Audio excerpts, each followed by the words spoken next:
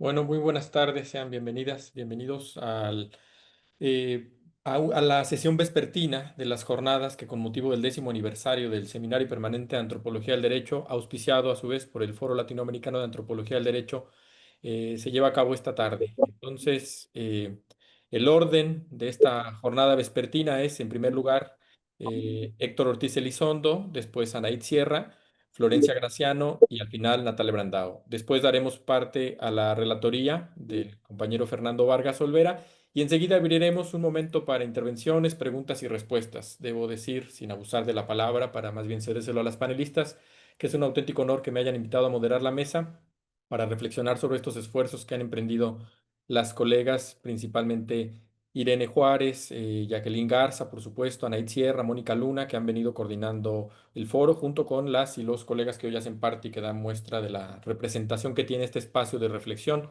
sobre este tema de nuestro interés, que es la antropología del derecho. Entonces, sin mayor preámbulo, la primera intervención es de Héctor Ortiz Elizondo, quien es licenciado en Etnología por la Escuela Nacional de Antropología e Historia, tiene estudios de maestría en Historia y Filosofía de la Ciencia en la Universidad Autónoma Metropolitana. A su vez es diplomado en Actuaciones Psicosociales, Violencia Política y Catástrofes, entre otros. Ha sido profesor de asignatura de Antropología Jurídica en la Escuela Nacional de Antropología e Historia desde hace 35 años. Es, por supuesto, un referente en este campo disciplinar en el que nos desempeñamos. Ha participado como ponente en congresos, cursos y diplomados en temas de peritaje antropológico, ética, feminicidio y derechos de los pueblos indígenas. Actualmente coordina el Diplomado de Antropología del Derecho y Peritaje de la Coordinación Nacional de Antropología del INA, otro espacio valiosísimo también para la reflexión de estos temas. Y actualmente es miembro del Colegio de Etnólogos y Antropólogos Sociales, de la Red Latinoamericana de Antropología Jurídica, una red hermana de este espacio, y por supuesto también socio fundador del Foro Latinoamericano de Antropología del Derecho y además del colectivo Académicas y Académicos con Palestina. Héctor, es un placer, como siempre, será un placer escucharte. Adelante con tu intervención, por favor, hasta un máximo de 20 minutos que empiezan a correr ahora. Muchísimas gracias por la invitación y muchísimas gracias por la presentación. Eh, em, Voy a tocar un tema un poquito extraño, pero me parece importante hacerlo. Y mi presentación, en todo caso, que si no llego, anotan cuando vaya a terminar para saltar a las conclusiones. Mi pregunta, ¿existe el derecho internacional? Cuando vemos que un Estado realiza un genocidio contra un pueblo indígena en un territorio militarmente ocupado, mientras que otros Estados signatarios de la Declaración Universal de los Derechos Humanos y otros tratados y acuerdos, cuando estos Estados se autoproclaman defensores del orden legal internacional, pero actúan en complicidad con el Estado genocida. Esta es una pregunta tan larga como difícil de responder. Hans Kelsen sostenía que sí, que el derecho internacional no requiere de la existencia de normas estatutarias que limiten la jurisdicción de los estados, gracias a que existe la costumbre, como fuente originaria del derecho internacional, e incluso comparaba ese orden con los modelos de derecho indígena. Ese me parece un buen punto de partida, pero tan abstracto que no permite analizar el caso específico de si esto que sucede hoy en día anuncia el fin del orden mundial internacional basado en tratados, en reglas, se dice también, entre estados soberanos, o simplemente comprueba que nunca lo hubo y el orden existente deriva exclusivamente del poder del más fuerte y el ejercicio faccioso de la guerra. Un punto de partida menos jurídico y más cercano al enfoque antropológico del derecho sería preguntarnos, ¿tienen los ciudadanos del mundo algún papel que jugar en la promoción y defensa del orden legal internacional? ¿O depende este exclusivamente de la fuerza de los estados y la voluntad de los estadistas? Antes de dar respuesta, podríamos afirmar que el orden legal internacional depende, o al menos está ligado, a las estructuras administrativas que conforman a la Organización de las Naciones Unidas. Siguiendo a Kelsen, habría que decir que la existencia de la Corte Penal Internacional y la Corte Internacional de Justicia como mecanismos de aplicación de normas bastan para afirmar que en efecto existe un orden legal internacional en funciones. Sin embargo, es también notorio después de 2 años que la Corte Interamericana de Justicia no se ha pronunciado y los mecanismos de la Corte Penal Internacional no han sido eficaces. La larga espera de 2 años de exterminio sistemático que se cumplen justo dentro de 2 semanas contra el pueblo de Gaza y el bombardeo selectivo de 7 países aledaños o circundantes al ente sionista, sin que exista una intervención efectiva de la ONU, han llevado a muchas personas alrededor del mundo, indignadas con la violencia, a expresar su decepción y afirmar que la ONU debe ser cancelada por notoriamente inoperante. También la Unión Africana ha expresado dudas sobre la imparcialidad de la Corte Penal Internacional, argumentando que la mayoría de los personajes procesados por la Corte son de origen africano y se omite procesar personajes de estados como Israel. Lo anterior en particular al emitirse orden de aprehensión contra Omar al-Bashir en 2009, en ese entonces presidente en funciones en Sudán, por motivo del genocidio en Darfur.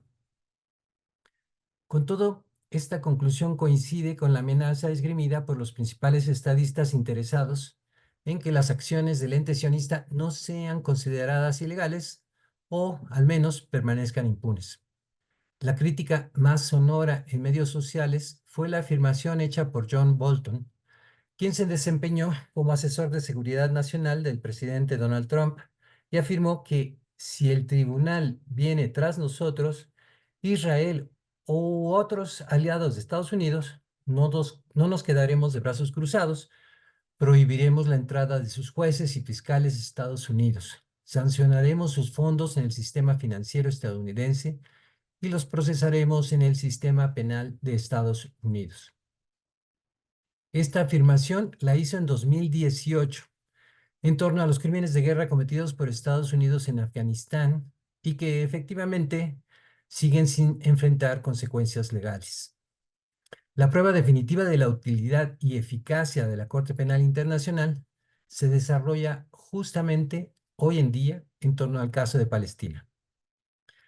Esto no significa que el genocidio en Palestina sea moral u objetivamente más importante que los que ocurren en otras partes del mundo, como en Sudán, donde la violencia militar incluye masacres, violaciones y hambruna, igual que ocurre en Palestina.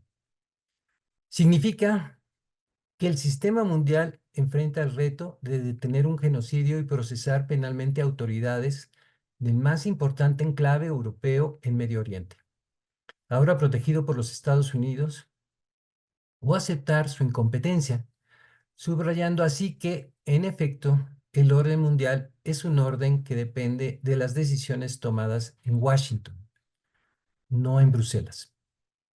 Si revisamos algunos de los acontecimientos relacionados con el caso Palestina en la Corte Penal Internacional, tendremos un entendimiento más amplio de cómo y qué sucede actualmente dentro de las Naciones Unidas y dentro de la Corte Penal Internacional en lo particular, así como el papel que hoy en día juegan los relatores especiales en la democratización del sistema internacional de los derechos humanos.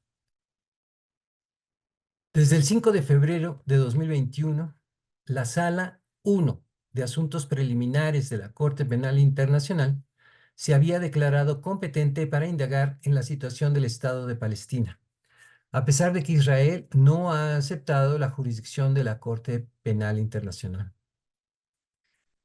Algo tarde ya en ese momento, 2021, considerando que el Estado palestino se había sometido a la jurisdicción de la Corte Penal Internacional desde 2015 y por lo tanto pues se esperaba algún pronunciamiento durante esos 6 años de diferencia. El 3 de marzo de 2021, el fiscal anuncia el inicio de una investigación. Después de eso, hubo otra vez un silencio de la misma Corte. El 23 de marzo de 2023, es decir, más de 5 meses antes del inicio de la solución final contra Palestina, a raíz del operativo del 7 de octubre de 2023, realizado por una coalición de los distintos grupos que conforman la resistencia palestina, Francesca Albanese envía una carta a Karim Khan, fiscal en jefe de la Corte Penal Internacional, entonces y todavía hoy, firmada también por otros relatores especiales, incluidos los relatores especiales sobre derecho a la alimentación, al agua potable y sanidad, contra el desplazamiento forzado y por 3 miembros del grupo de trabajo sobre desapariciones forzadas e involuntarias. En total, 31 firmas. En dicha carta, los firmantes indican su preocupación por la situación de continuo deterioro de los derechos humanos en los territorios ocupados de Palestina y señalan la posibilidad de que se esté realizando violaciones sistemáticas y generalizadas al derecho internacional, crímenes de guerra y crímenes de lesa humanidad. Insisto, esto fue antes del 7 de octubre del 2023.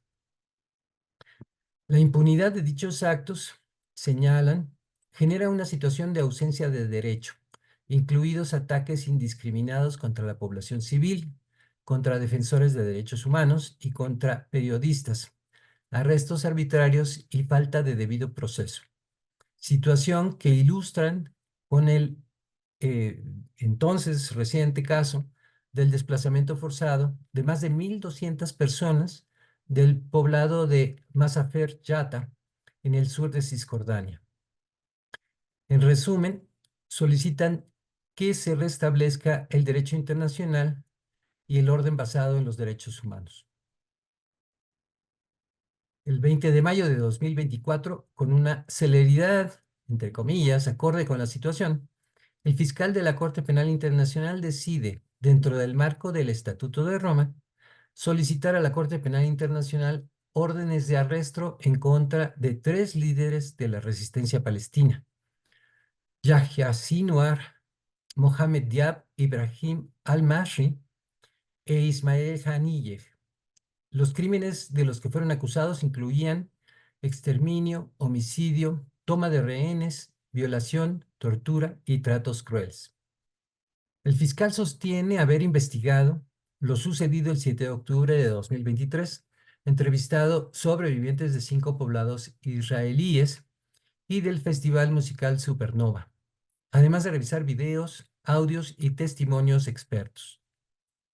En el mismo comunicado solicita también órdenes de aprehensión en contra de Benjamín Netanyahu y Yoav Gallant, primer ministro y ministro de Defensa de Israel, respectivamente. Las acusaciones en su contra incluyen usar la inanición como arma de guerra, causar sufrimiento intencional, homicidio, ataques contra población civil, exterminio, persecución y otros crímenes contra la humanidad. El fiscal sostiene que, o sostenía en ese momento, que de las investigaciones realizadas se concluye que Israel ha mantenido un bloqueo ilegal desde el 8 de octubre del 2023 que impide el acceso a alimentación, agua limpia y medicamentos a la población civil de Gaza, además del corte de electricidad y el asesinato de personal de ayuda humanitaria.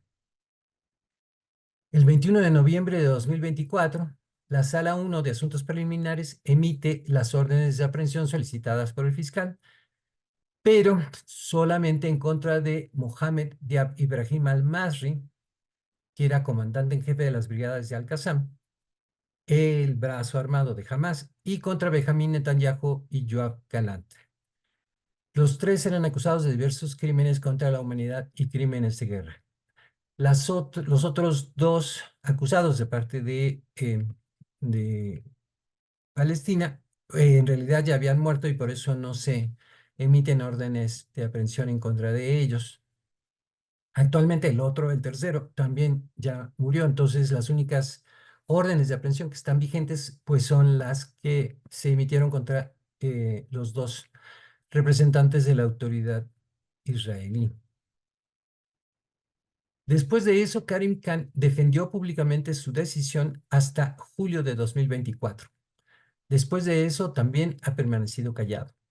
Según el medio noticioso Middle East Eye, el 1 de mayo de 2025, Karim Khan recibió la visita del abogado sionista Nicholas Kaufman en La Haya, momento en el cual este personaje lo amenazó con destruirlo a él y destruir la Corte Penal Internacional.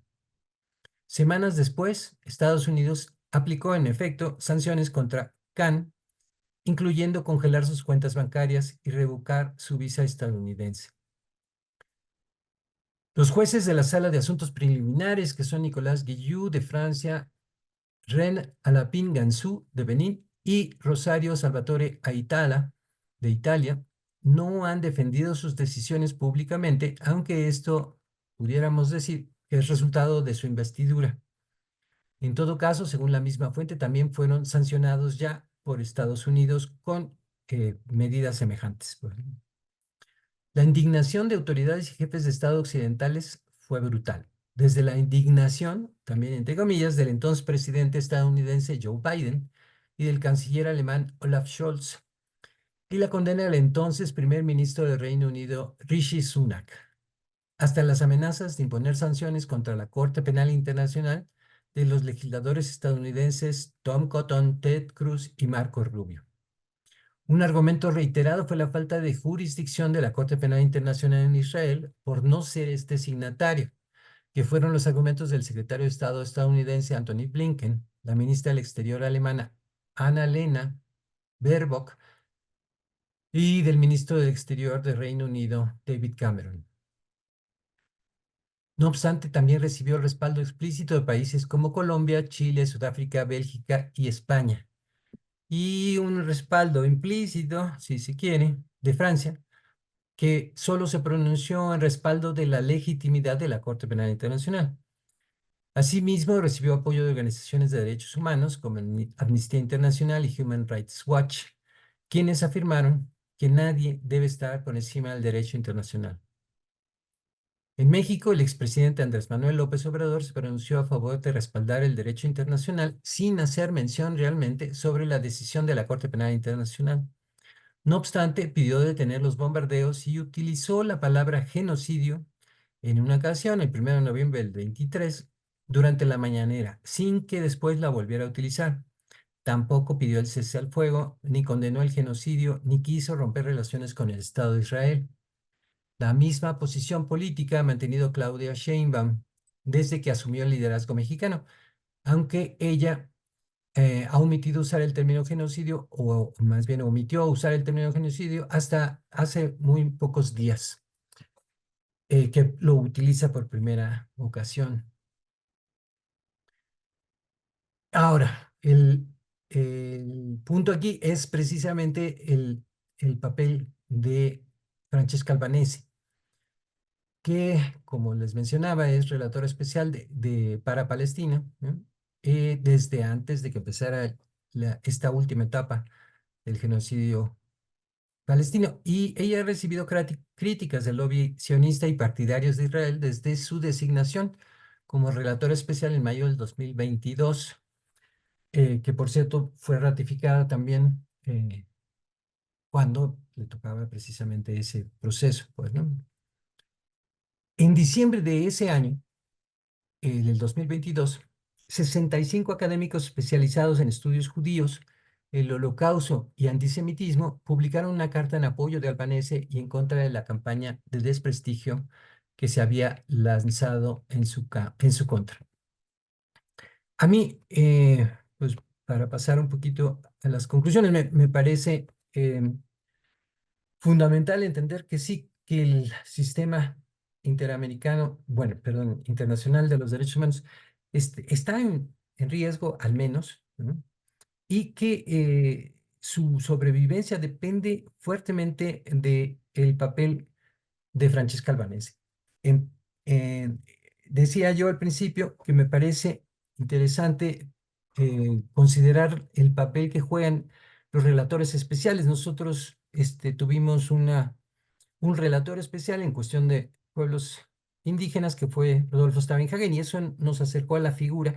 Pero sí, lo que no me parece se ha discutido suficiente es que en realidad esas figuras de relatorías especiales pues modificaron mucho la dinámica de la ONU en particular, pero sí también de los derechos humanos en el mundo entero, pues, ¿no? Es decir, esta figura Los relatores especiales, como se sabe, no son empleados, digamos, de la ONU, sino pues civiles que están ocupando una posición honoraria para hablar de distintos temas. Hay muchas relatorías especiales, esas son, digamos, la que conocíamos mejor era la de pueblos indígenas, y ahora la que más suena, pues es precisamente la que ocupa Francesca Albanese, ¿no?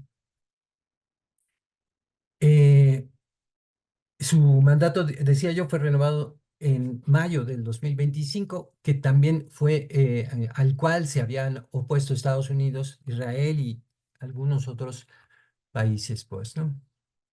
Ve cerrando, Héctor, por favor. Ok, Gracias. este, decía yo que a mí me parece importante considerar esta figura porque sí, la sobrevivencia del sistema internacional de los derechos humanos depende en este momento de Francesca Albanese, pero hay otro sector que también es importante considerar, que es la población civil. Pues, ¿no? Es decir, en realidad, ¿cómo sobrevive un sistema internacional de derechos humanos si es como este, ¿no? No tiene una capacidad de sanción realmente propia? Pues, ¿no? Es decir, depende de qué Estados Unidos esté dispuesto a hacer uso de ese. Y por lo tanto, pues, me parece a mí que en principio está dependiendo de esa figura, eh, que es un representante civil y de la población civil en general. Ahorita los acontecimientos más importantes pues tienen que ver con el boicot que hicieron la población española en varios lugares de España contra la Vuelta Ciclista en donde participaban ciclistas israelíes. Y por otro lado, también el boicot que están realizando los estibadores de Italia, que han cerrado los puertos a la navegación de barcos israelíes.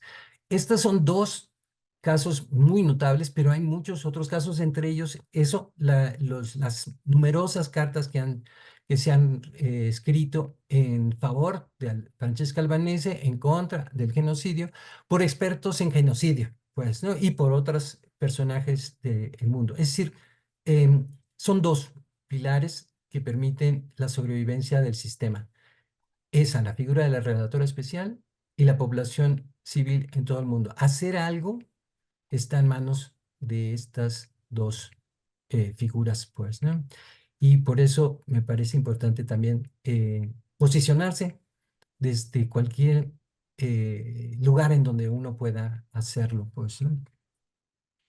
Boicot, diversificación y sanciones es uno de los objetivos fundamentales de la defensa del pueblo palestino, pero también de la defensa del sistema internacional de los derechos humanos. Muchas Tiempo. gracias. Ay, gracias. Sí, me toca hacer la de malo, ya saben, de moderar. Sí. Gracias, Héctor. Vamos a dar paso a la intervención o omití decir que estamos hablando sobre debates teóricos y aportes conceptuales de la antropología del derecho y es una discusión pertinente como ya puede verse. Damos paso a la intervención de Anaí. Laura Naid Sierra Fajardo, perdón, es licenciada en Filosofía por la Facultad de Estudios Superiores Acatlán de la Universidad Nacional Autónoma de México, egresada también de la licenciatura en Antropología Social por la Escuela Nacional de Antropología e Historia. Obtuvo su maestría y doctorado en Antropología por el Centro de Investigaciones y Estudios Superiores en Antropología Social, sede Ciudad de México. Actualmente es profesora investigadora en el Centro de Estudios Antropológicos del Colegio de Michoacán, el Colmich, que se encuentra en Zamora. Es integrante también del Sistema Nacional de Investigadores e Investigadoras, es nivel 1. Sus líneas de trabajo e investigación se concentran en pluralismo jurídico, justicias indígenas, violencias estatales en el sistema judicial y carcelario, así como bases culturales y usos sociales del derecho. Es investigadora asociada y coordinadora del Seminario Permanente de Antropología del Derecho y coordinadora del Grupo de Trabajo Justicias y Pueblos Indígenas en el mismo FLAT. Ha sido docente en varias universidades y programas educativos a nivel medio, superior, licenciatura y posgrado, entre los que se encuentran el Centro de Investigaciones y Estudios Superiores en Antropología Social, la Universidad Nacional Autónoma de México, la Universidad Autónoma de la Ciudad de México y la Universidad Nacional Rosario Castellanos. Cuenta con diversas publicaciones y ha participado en actividades de difusión y divulgación a nivel nacional e internacional. Damos la palabra hasta por 20 minutos a la doctora Laura Anaid. Adelante.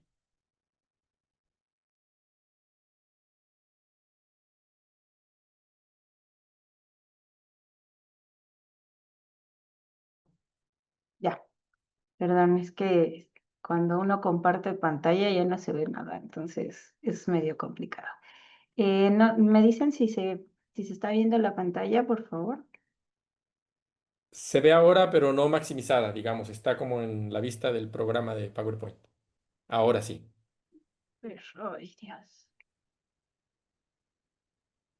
Es que sí, ese es el problema siempre. Bueno, Sí, puedes proyectarla así si eso te permite, sí. digo, se ve bien. Es que si no, no los veo y como que es complicado Exacto. no ver caras y hablar en Sí. una pantalla. Pero bueno, está bien. Pues muy buenas tardes a todos, todas, que nos da mucho gusto que haya tenido buena recepción este evento que hemos estado preparando. Y bueno, en esta ocasión vamos a hablar un poquito sobre los debates teóricos y los aportes conceptuales en la antropología del derecho. Como ya un poquito en la mañana Irene les dio un buen panorama sobre para qué sirve la etnografía del sistema judicial. Aquí la idea es un poco ampliar esta discusión y pensar justo para qué nos sirve ver el derecho desde una perspectiva antropológica, ¿no? Que es lo que fundamentalmente. A diferencia de mi colega Héctor, no voy a hablar como de una problemática social específica, sino que esta presentación tiene más bien un fin un tanto más pedagógico y panorámico, ¿no? De hablar como justo de esta perspectiva y cómo ayuda en abordar determinados tipos de problemáticas sociales, ¿no? Y cómo se ha constituido a lo largo de su desarrollo. Y bueno, la presentación la he dividido en tres partes principalmente. En la primera vamos a hablar justo de manera muy general sobre para qué sirve pensar el derecho desde la antropología, ¿no? Que tiene que ver no nada más con la legitimidad de este campo de estudio en medio de las diferentes disciplinas científicas que hay, sino también pensar cuál es su papel social y político, ¿no? En ese aspecto vamos a ver algunas formas en las que se ha denominado este campo de estudio, que siempre también es como un tema de debate interesante en los encuentros nacionales e internacionales. También vamos a hablar cómo se relacionan estos dos campos de estudio, ¿no? La antropología por un lado y el derecho por otro y algunas dificultades también en la delimitación de un objeto de estudio, ¿no? Que aunque casi siempre se dice que este ya es un debate trasnochado, siempre es bueno como regresar un poco a los debates que han dado origen a todo lo que hacemos hoy en día, ¿no? La segunda parte vamos a hablar un poco sobre las denominaciones y las tradiciones teóricas, particularmente en América Latina, ¿no? Esto no tiene una finalidad de exhaustividad en ese aspecto, pues disculpen si no menciono algunas otras tradiciones en otras áreas del globo, pero aquí pues lo que nos interesa es un poco resaltar el trabajo que se ha hecho justo en América Latina, ¿no? Voy a hablar un poco de los antecedentes, ¿no? Cómo han sido las tradiciones teóricas que nos han influido como investigadores, investigadoras del derecho, cuáles han sido como las principales experiencias que se han tenido en América Latina y bueno, aprovechando que también aquí hay colegas de Argentina y de Brasil, pues que ellas seguramente les podrán hablar más sobre estas experiencias en esos países. Yo me voy a enfocar particularmente en el caso de México, ¿no? Hablar un poco sobre cómo se ha configurado este campo de estudio, cuáles son las problemáticas en las que ha incidido y algunas otras situaciones. Y la tercera parte de mi presentación tiene que ver con las experiencias de investigación e incidencias propias en las que yo he incursionado como investigadora como antropóloga del derecho, ¿no? En este aspecto, pues voy a hablar obviamente de mis investigaciones como estudiante de posgrado, ya también como profesional, aplicado, tratando de aplicar esos conocimientos a campos específicos y en apoyo con instituciones y con colectivos sociales que tienen que ver con estas investigaciones en las que he estado, ¿no? Que tienen que ver con las justicias indígenas y las reformas multiculturales del reconocimiento, las reformas legales y los derechos indígenas, como por ejemplo la reforma penal en México ha impactado particularmente los derechos indígenas, tanto colectivos como individuales, Y finalmente hablar de un campo de estudio en el que apenas estoy como incursionando, que estoy ahí un poco impulsando desde acá, desde el Colmich, que tiene que ver con las violencias estatales en el sistema judicial y carcelario, ¿no? Que aquí de lo que se trata es un poco explorar cuáles son estas bases culturales y los usos sociales del derecho penal, ¿no? Bueno, hemos nombrado como espacios emergentes en la antropología del derecho en México, puesto que pues, anteriormente se había concentrado más que nada en el estudio de la interacción de las justicias indígenas con el Estado, ¿no? Pero no así de forma tan particular con el Estado y el derecho estatal. Y bueno, en primer lugar, me gustaría articular también el inicio de la presentación con una pregunta que es ¿para qué sirve pensar el derecho desde la antropología, ¿no? En ese sentido, es importante rescatar esto que venía comentando sobre las formas en las que se ha denominado este campo de estudio porque casi siempre surge como esta pregunta, ¿no? Incluso en los mapas curriculares a veces surge, ¿no? ¿Qué relación tiene, por ejemplo, la antropología jurídica con la sociología jurídica, con las visiones críticas del derecho, etcétera, ¿no? Entonces, en ese aspecto es importante recalcar que como toda acción humana, como toda producción científica, la antropología está inserta en un campo campo sociopolítico más amplio, ¿no? De saber poder. Y en ese sentido, pues cada una de estas tradiciones ha conformado o ha seguido determinados paradigmas y teorías, algunas escuelas y tradiciones, configurando diferentes tipos de estudio, implementando diferentes herramientas de análisis y estrategias metodológicas, así como heredado pues determinados conceptos que sirven para mirar esta realidad social y abordar desde una perspectiva antropológica los fenómenos relacionados con el derecho. También pues tiene mucho que ver o se ha desarrollado, o estos campos de estudio se han desarrollado de manera muy heterogénea debido a los espacios geográficos y las problemáticas específicas que los atraviesan, ¿no? En ese aspecto, pues aquí, por ejemplo, por hablar del caso de México, pues hay diferentes denominaciones de repente o autodenominaciones de quienes nos dedicamos al estudio de estas problemáticas, ¿no?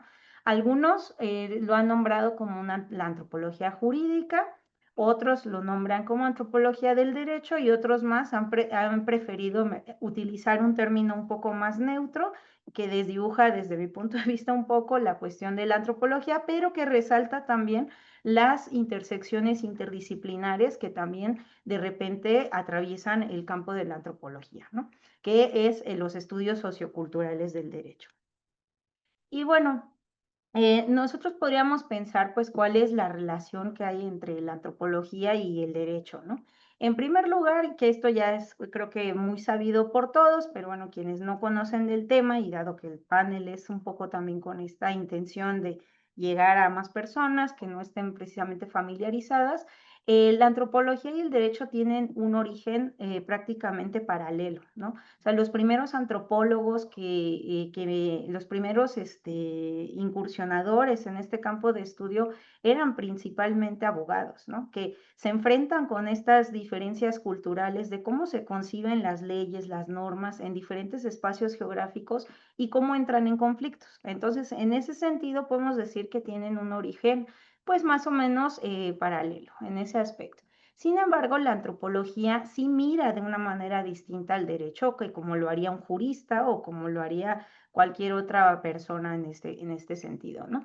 Y en ese sentido, pues no vemos el derecho como esta idea como de conjunto de normas que nos rigen o que nos atraviesan como sociedad, sino más bien como una construcción histórica contingente que también nos revela diferentes nociones culturales sobre la justicia y las relaciones sociales y de poder que existen entre diferentes grupos humanos, ¿no? En ese aspecto se puede decir que el derecho también es un campo de disputa, ¿no? Donde se reproducen ciertas relaciones de poder y también acontece la transformación de estas, ¿no? Algunos de los puntos muy particulares que caracterizan a la visión antropológica del derecho es justamente el subrayar ese carácter histórico y sociocultural tanto de las normas como de las leyes. Que bueno, ya sabemos que siempre hay y todavía sigue habiendo esta discusión sobre si las leyes, las normas y los usos y costumbres son lo mismo o qué jerarquía tienen, etcétera, ¿no? También, en otro sentido, también da cuenta de diferentes relaciones de estos sistemas jurídicos, ¿no? Lo que se ha llamado desde algunas concepciones de la sociología jurídica como interlegalidad. Otro punto es que sustenta también una visión holística y dinámica de la cultura. Es decir, desde este punto no podemos ver o caracterizar un grupo humano por las leyes de una manera como fijista, sino que lo tenemos que ver como en todas sus transformaciones sociohistóricas. Otro punto importante es que también estudia los órdenes normativos que hay en diferentes sociedades humanas, también lo que se ha llamado el pluralismo jurídico, ¿no? Esta dimensión fenomenológica de la diversidad jurídica que existe en las diferentes sociedades humanas y cómo estos pues se interactúan, cómo se complementan y se constituyen mutuamente. Eh, Finalmente, otros dos puntos importantes es que estudia el derecho desde las prácticas, ¿no? Y esto es, creo que, una de las características más resaltables de la visión antropológica, que a diferencia de los juristas que pues de manera mayormente estudian como los orígenes de las normas, la aplicabilidad de estas, los criterios de interpretación, la relación axiológica que hay con ciertos valores, etcétera. A los antropólogos del derecho nos interesa ver qué es lo que hace la gente con el derecho en la práctica, ¿no? Cómo operan estas normas en esas interacciones cotidianas. Y finalmente, que esto es una opinión más personal, es que también nos ayuda a desnaturalizar ciertas nociones de la justicia y el castigo, ¿no? Es muy común que cuando hablamos con una persona cualquiera, pues tiene ya una noción de justicia y de castigo atravesado por su historia personal y por la historia social y el contexto histórico y cultural en el que está inserto. Sin embargo, una visión antropológica nos ayuda justo a desnaturalizar que esa es la única manera de entender la justicia y el castigo, ¿no? Porque a nivel sociocultural, pues las diferentes sociedades humanas tienen diferentes maneras de concebir esto. Em, Pasando un poco también a esta dificultad que había en un inicio por ahí, una discusión álgida que había, por ejemplo, entre Leif y el profesor Leif y Esteban Cross sobre esta cuestión de qué es lo propiamente jurídico, ¿no? Y que se arraiga a la historia misma de la antropología. Ahí pues podemos pensar que cuál es el objeto de estudio de la antropología del derecho, qué es lo que define o legitima una matriz disciplinar o un subcampo de estudio y qué es el derecho para la antropología y cómo se relaciona con estas subdisciplinas. Algunos de los puntos importantes que hay que resaltar es que la antropología del derecho ha actuado sin tener propiamente una delimitación restrictiva de qué es lo jurídico. ¿Por qué? Porque tiene una pretensión holista. En este sentido, no nos interesa nada más entender las normas en su ámbito sesgado, sino más bien verlo en toda esta configuración sociocultural, ¿no? ¿Qué relación tiene con los valores religiosos, etcétera, etcétera? También uno de los problemas que surge en el estudio del derecho es cuando a veces proyectamos los valores propios que tenemos nosotros sobre formas de derecho en sociedades no occidentales, ¿no?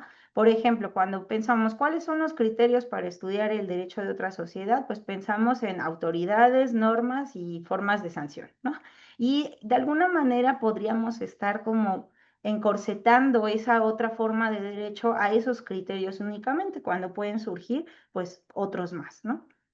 Otra cuestión es que tenemos que hacer un esfuerzo por exotizar lo cotidiano y lo propio, ¿no? Es decir, no medir o no analizar el derecho de otras sociedades humanas con base en los criterios con los que yo pienso desde mi sociedad qué es lo justo, qué es el derecho, qué es el castigo, etcétera, ¿no? Otro punto también es que a veces es un eje analítico muy interesante el tratar de distinguir entre lo formal y lo informal en los diferentes sistemas normativos, ¿no? que nosotros abordamos, ¿no? Por ejemplo, pues cuando se habla de los usos y costumbres, ¿no? Que desde el derecho hegemónico, pues se piensa que estos son subalternos de las leyes y demás. Pero tenemos que analizar más allá de esto, ¿no? ¿Qué es lo que constituye los ejes formales de una forma particular de derecho y cómo también surgen en la práctica ciertos informalismos que van siendo parte de la agencia de los propios actores sociales que los ponen en marcha, ¿no? Y luego también, finalmente, hay que pensar que debemos investigar bajando un poco este impulso desde lo que debería ser y no desde lo que es, ¿no? Son una cuestión que ayuda, que es pragmática, no es una verdad absoluta, es pensar cómo está siendo aplicado el derecho en la práctica, tal y como es, no como debería de ser, ¿no? Bueno, pasando un poco a la segunda parte de la presentación, hablar un poco también de las denominaciones y las tradiciones teóricas que han surgido en América Latina. En este aspecto podemos observar, y repito, esto no es una cuestión exhaustiva, no, es más bien una cuestión panorámica de algunos temas o realidades sociales que ha abordado la antropología del derecho en diferentes países latinoamericanos, pero no es exhaustiva, ¿no? Ve cerrando, Por Anaí, por ejemplo, favor. Gracias. ¿perdón? Si puedes ir cerrando, por favor. Ok. Entonces, pues tenemos que son aquí varios temas, ¿no? Los que se trabajan, que tienen que ver con los pueblos indígenas, la oralidad y la justicia transicional. Por ahí también están incursionando las cuestiones sobre los universos emocionales que atraviesan el ámbito de lo legal, entre otros. Y bueno, esto que aparece en pantalla son solamente algunas de las cosas que se han trabajado desde México, ¿no? Algunas experiencias en las cuales hemos incursionado, que tiene que ver más que nada con este pluralismo jurídico y la interlegalidad, que tiene que ver con la interacción de los pueblos indígenas con el Estado, la reforma penal, las culturas jurídicas y sensibilidades legales, que esto ya es propiamente de los estudios que se han hecho en etnografías de burocracias penales, que son, pues, digamos, algunos trabajos muy recientes. Y bueno, un poco para cerrar, perdón que creo que no sé si se me cortó el tiempo o me fui de largo, pero bueno. Nada más hablarles un poquito sobre algunas de las experiencias de investigación e incidencia en las que yo he participado, ¿no? Porque, bueno, la antropología del derecho no solamente es un conocimiento, como decía Eduardo Restrepo, florero, sino que es un conocimiento que debe de estar también un poco al servicio de la sociedad, ¿no? De que sirva para entender y incidir en algunas problemáticas sociales que atraviesan a las personas y a las comunidades. En ese aspecto, pues el trabajo que yo he venido realizando, que tiene que ver con las justicias indígenas y las reformas multiculturales del reconocimiento, pues ha servido para hacer también un diagnóstico social y antropológico sobre cuáles son las prácticas de justicia indígena y cómo se ven amenazadas por ciertas imposiciones estatales en el contexto de estas reformas penales, ¿no? En ese aspecto, pues hemos trabajado de la mano también con el Juzgado Indígena de Huehuetla para poder fortalecer sus propias formas de justicia desde hace ya varios años. En un segundo momento también participé en el contexto de mi investigación doctoral, con el estudio ya propiamente de las prácticas judiciales del Estado mexicano, ¿no? En este caso, a raíz de la reforma penal que instituye el nuevo sistema de justicia oral, pues yo me pregunto cómo está impactando al juzgamiento de personas indígenas, ¿no? Si esto significa realmente un avance o un retroceso en la impartición de justicia, el acceso a la justicia para estos grupos sociales. Y en ese sentido también pues he tenido oportunidad de utilizar esta información o este trabajo de campo que he hecho en Oaxaca principalmente para participar con algunos operadores de justicia que están tratando de generar protocolos y algunas herramientas que ayuden para la efectividad de los derechos. Y finalmente, que esto también ya es un eje que he trabajado más recientemente, que tiene que ver con detectar las violencias estatales tanto en el sistema judicial y carcelario, ¿no? En ese sentido, pues solo menciono dos investigaciones, una ya terminada y otra que apenas está en ciernes, es el trabajo que hice con con el COPRED para analizar las experiencias de vida de las personas privadas de la libertad, ¿no? Particularmente en este caso, analizábamos cómo incide la cuestión del racismo en la interacción de las personas y en el acceso a sus derechos cuando están privados de la libertad. Y finalmente, un trabajo en el que estoy incursionando recientemente, que trata de ver cuáles son los universos emocionales que atraviesan las prácticas de justicia penal. Y esto con la finalidad de ver cómo estos aceitan ciertas cuestiones de violencias estatales dentro de los procesos judiciales donde se juzga a diferentes grupos sociales. Y bueno, pues no me queda más que agradecer y una disculpa si me pasé un poquito con el tiempo. Todo en orden, apenas un poquito. Muchas gracias, Ana. Vamos con la siguiente intervención de Florencia Graciano, a quien presento brevemente. Es doctora en antropología y licenciada en sociología por la Universidad de Buenos Aires. Actualmente se desempeña como investigadora adjunta del CONICET, con sede en el Instituto de Ciencias Antropológicas de la UBA, donde integra el equipo de investigación Burocracias, Derechos, Parentesco e Infancias. Coordina el área de vinculación social y convenios internacionales. Su trabajo se centra en el sistema penal juvenil, las burocracias judiciales y la justicia restaurativa, temas sobre los cuales ha publicado numerosos artículos en revistas académicas y libros especializados.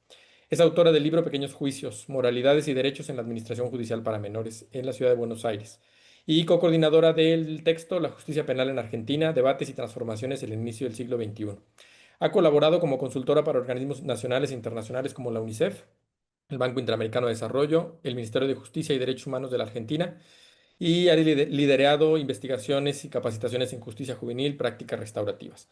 Participa activamente en redes académicas como este Foro Latinoamericano de Antropología del Derecho, el Observatorio Latinoamericano de Justicia Penal para Adolescentes, y como docente ha impartido seminarios y cursos en la UBA, UNICEM, en la UNAM y otras instituciones, abordando temáticas vinculadas a la antropología jurídica, la justicia penal juvenil, los derechos de la infancia.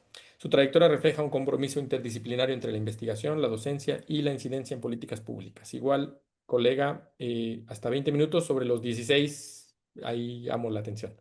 Gracias, adelante. Bueno, bueno, muchas gracias, Guillermo, por la presentación. Gracias, Irene, Jackie, por este nuevo intercambio, Argentina, México y ahora también Brasil. Bueno, gracias, muy contenta de estar acá. Mi presentación va muy en sintonía con lo que Anaíd estuvo presentando, porque bueno, también la idea fue hacer un esfuerzo de sistematizar, bueno, debates teóricos, aportes conceptuales de la antropología del derecho. Voy a desarrollar centralmente la perspectiva analítica desde la cual abordamos el campo de lo estatal, el Estado, el derecho y las prácticas judiciales, ¿no? Que es la perspectiva de la antropología jurídica. Nosotros, bueno, decía, así como las diferentes acepciones que Anaí mencionaba, bueno, acá hablamos de antropología jurídica. Pasamos la diapositiva.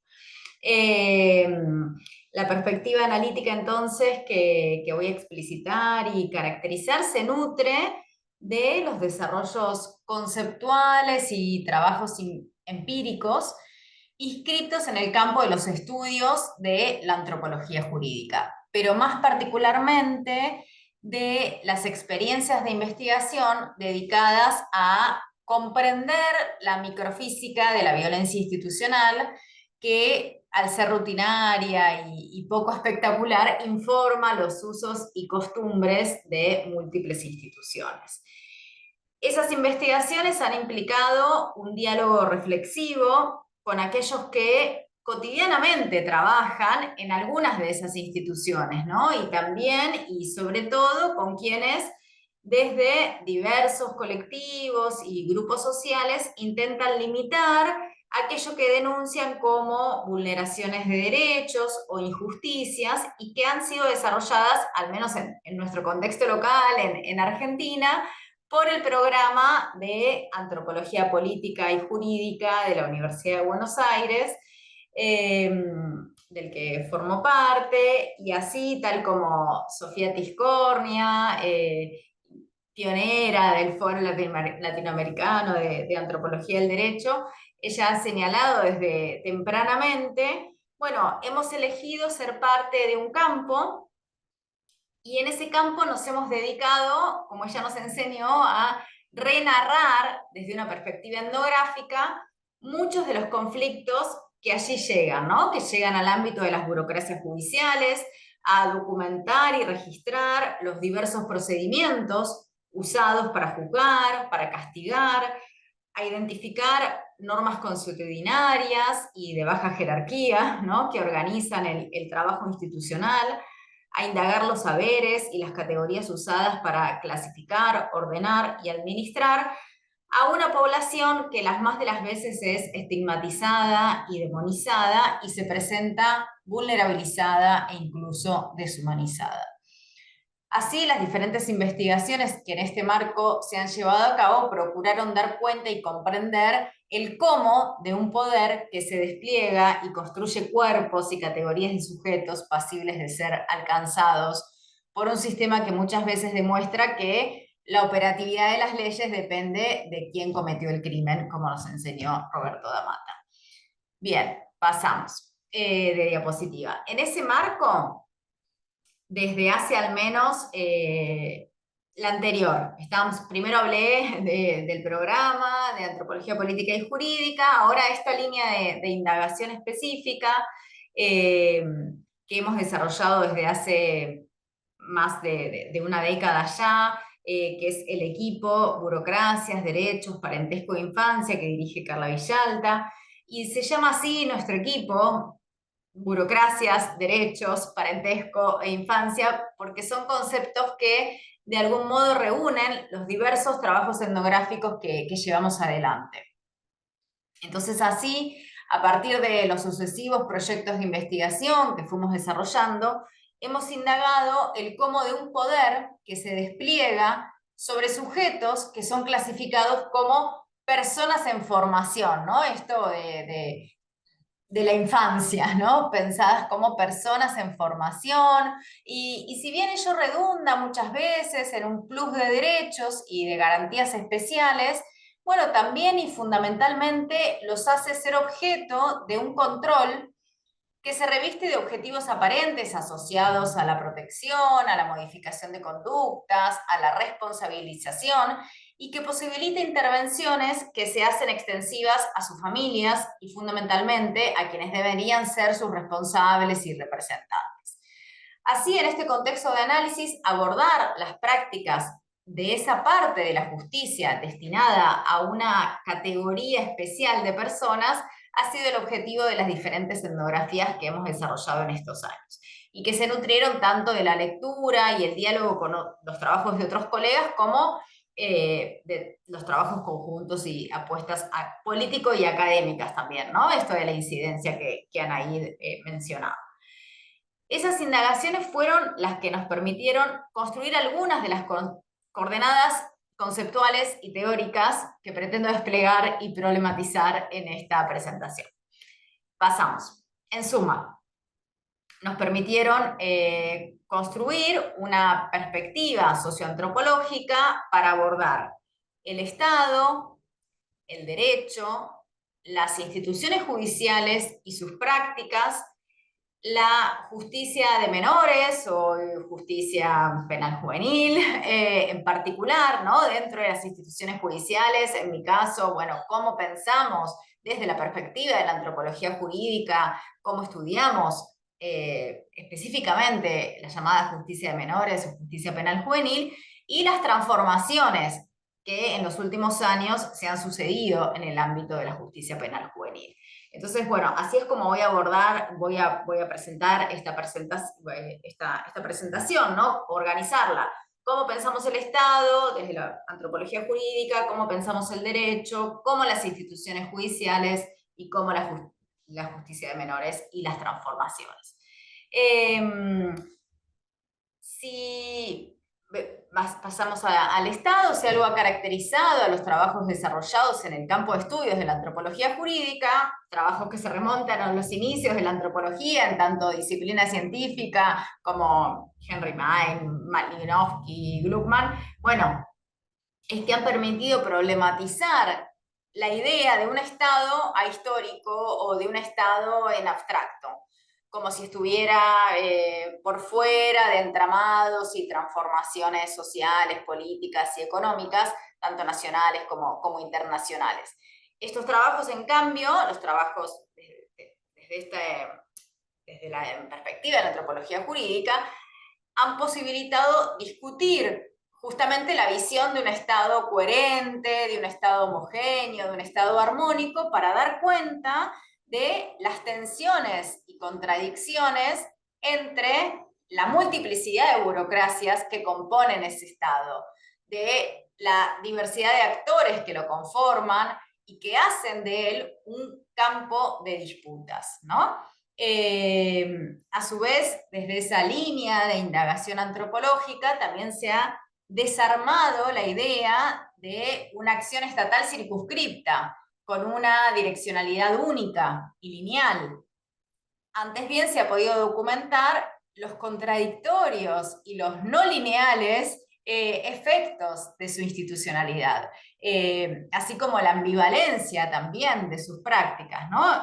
En tal sentido, lejos de concebir al Estado exclusivamente como una instancia de derogación de control y de vigilancia, bueno, se ha procurado visibilizar y comprender las racionalidades de sus heterogéneas, complejas y fragmentarias burocracias.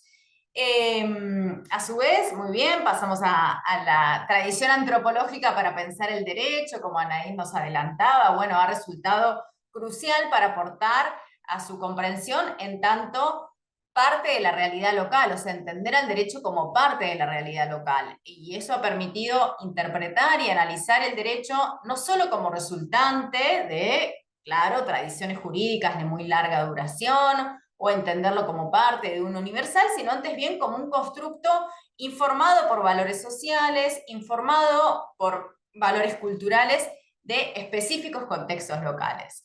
Y en este sentido, bueno, son numerosos los estudios antropológicos que han demostrado que el derecho no es un campo aislado de lo social, sino que está inserto en tramas de relaciones, en tradiciones institucionales, en prácticas, en intencionalidades y en subjetividades. Paralelamente, desde una mirada antropológica, se ha considerado que el derecho no puede ser entendido como un sistema cerrado y coherente de normas abstractas, sino, o sea, diferentes indagaciones antropológicas nos han permitido concebir al derecho como una producción social, como una producción moral también. Y nos han posibilitado admitir que las normas no son aplicadas en forma neutra, ni según criterios objetivos y formales, y entonces así es como esta perspectiva resulta fundamental para tomar distancia de un enfoque legalista, para tomar distancia de un enfoque tecnicista, tendiente a interpretar la administración judicial como un mero reflejo de la aplicación mecánica de las normas, ¿no? Bien, pasemos a cómo comprendemos las prácticas cotidianas del Poder Judicial, ¿no? Los estudios que desde la perspectiva antropológica han explorado las prácticas cotidianas del Poder Judicial y en nuestro contexto local, por supuesto, Sofía Tiscornia, María José Sarabay Rose, Roberto Candelima, María Pita, Lucia Eilbaum, Carla Villalta, Leticia Barrera, solo por nombrar algunos. Pasamos la diapositiva, por favor. Nos han permitido comprender que las prácticas del Poder Judicial, bueno, no se reducen a meros procedimientos formales y burocráticos, ¿no? Tal como han propuesto diversas investigaciones, no hay una única forma de administrar justicia, sino que ésta se construye en las interacciones puntuales y contextuales que suceden en un determinado contexto institucional, ¿no? El espacio judicial, si bien dispone de una serie de reglas, repertorios de acción, normas y estructuras de muy larga data, se construye y se reconstruye también en esas prácticas y en esas interacciones. En este sentido, diferentes etnografías sobre las instituciones judiciales han puesto de manifiesto que para comprenderlas es necesario analizarlas como sistemas de relaciones sociales y como sistemas de relaciones de poder, ¿no? Entendiendo que las instituciones están compuestas por personas insertas en tramas de relaciones y de tradiciones institucionales. Así, analizar desde esta perspectiva una institución judicial, lejos de comprenderla de manera aislada, supone entenderla vinculada a otras instituciones del Estado, ¿no? La institución judicial no está aislada, está vinculada a otras instituciones del Estado, lo cual implica que en los procesos decisorios de la justicia, bueno, participan una multiplicidad de agencias, ¿no? Esto es que el campo de la justicia no actúa en solitario, sino que lo hace en interacción con otros organismos, con otros agentes que tienen o que pueden tener lógicas distintas y estrategias diferenciadas, todo lo cual nos aleja de una idea supuestamente abstracta de justicia, ¿no? Y por ende carente de disputas, carente de tensiones y de negociaciones. Desde estas claves de lectura construidas para analizar las acciones estatales, para analizar el derecho, para analizar las instituciones judiciales y sus prácticas cotidianas, es que adquirimos una comprensión más profunda del proceso jurídico, ¿no? Reconocemos que esto no se limita a ser, este proceso jurídico, digo, no se limita a ser un mero procedimiento técnico, un mero procedimiento formal, sino que en realidad las decisiones judiciales se forjan también a través de la subjetividad, a través de la moralidad, de los diferentes agentes que intervienen en los procesos. Y ello es especialmente notorio en el campo de la denominada justicia de menores, en el cual el propio plano normativo, en Argentina al menos, sugiere que las decisiones jurídicas sean fundadas en las evaluaciones morales de los actores. Esto es, la propia ley es clara con relación a este tema, ya que deja supeditada a las modalidades del hecho, los antecedentes del menor, el resultado del tratamiento tutelar y la impresión directa recogida por el juez, la aplicación o no de una sanción. Bien, pasemos a cómo entendemos la siguiente diapositiva, la justicia penal juvenil y sus transformaciones. Diversos estudios han abordado las particulares características de la justicia penal juvenil, ¿no? De esta justicia en la que no solo se juzgan actos, sino que también se juzgan personas, se juzgan familias, en la que prevalece una lógica retributiva y punitivista combinada con un abordaje rehabilitador y tutelar. Esta impronta se visualiza en una forma de administración judicial que no solo no se basa exclusivamente en la imposición lisa y llana de lo estipulado por la normativa, sino que se orienta a modificar conductas, en la que se ponen en juego estrategias de negociación, estrategias de convencimiento, de persuasión, ¿no? Pero en la que también hay una intervención tendiente a que los adolescentes aprendan a escenificar, a demostrar un cambio, a realizar estratégicamente lo que es bueno para la causa judicial. Ve Los cerrando, aportes colega. empíricos, ¿cómo? Ve cerrando, colega, por favor. Bueno, los aportes empíricos y teóricos en torno a las formas en las que se gestionan judicialmente no solo delitos, sino también conductas y personas, han resultado una importante contribución para entender buena parte del funcionamiento de esta justicia, para reconocer y comprender esa configuración de relaciones que involucra acciones de asistencia, acciones de represión, burocracias que son punitivas y también tutelares, bueno, pero voy a pasar más rápido eso, ¿no? Que también son estratégicas, que son intermediarias, pero digo, lo que quiero resaltar es que esta perspectiva nos permite poner de relieve una mirada analítica en la que las formas en las que se ejerce la administración judicial destinada a las personas menores de edad acusadas de delitos deben ser estudiadas, bueno, en su heterogeneidad, en su dinamismo y en su situacionalidad.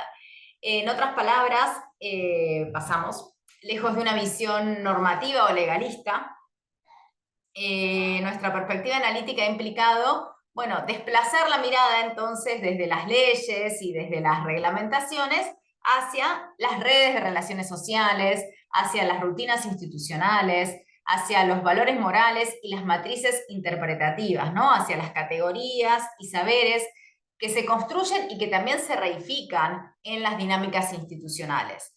Alejarnos así de los análisis imbuidos para analizar las transformaciones, ¿no? ¿Qué transformaciones se dan en la justicia de menores? Bueno, hay muchos análisis que están imbuidos por la evaluación respecto de si las prácticas se ajustan o no a lo planteado por la normativa. Bueno, nosotros decimos desde la perspectiva de la antropología jurídica, en cambio, bueno, no, la idea es contextualizar esas distintas transformaciones institucionales que están ocurriendo en el caso que nosotros analizamos en el campo penal juvenil.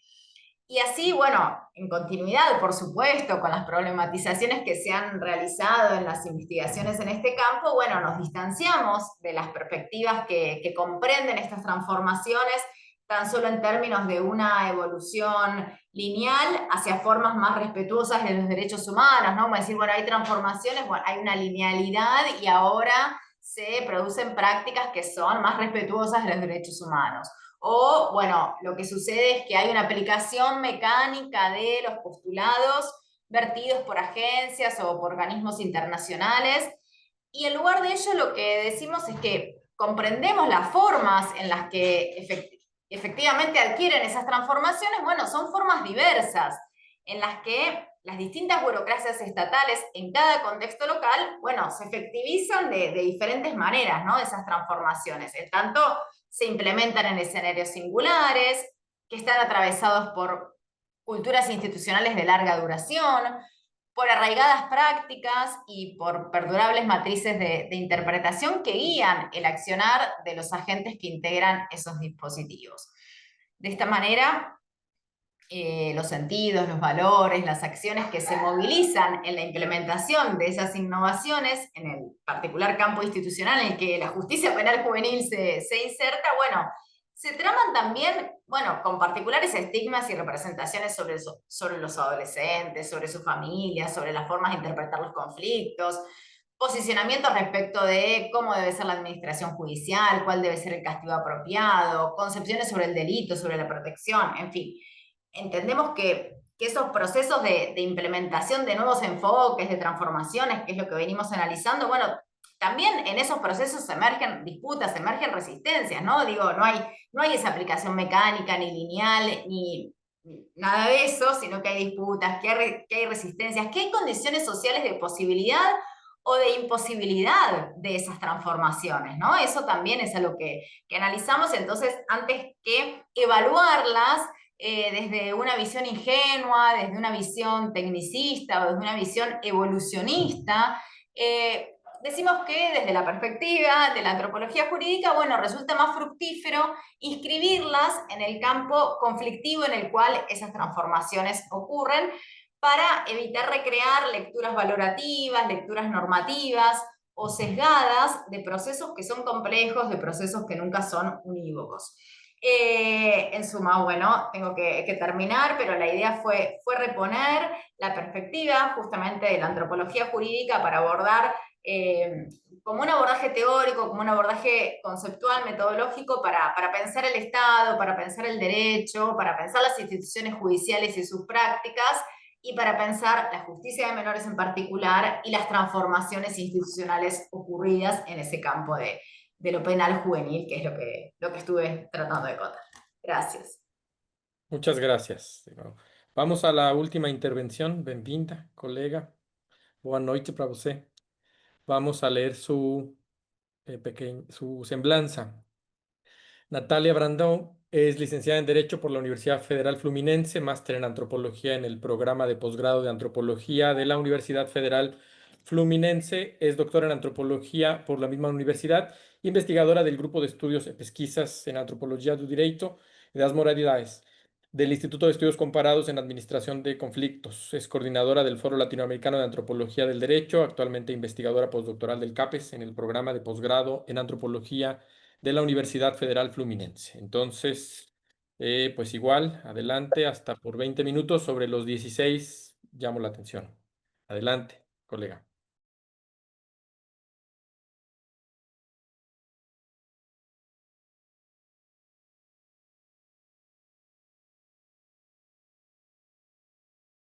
Algo pasa, ¿no? Con Natalia, solo yo la veo congelada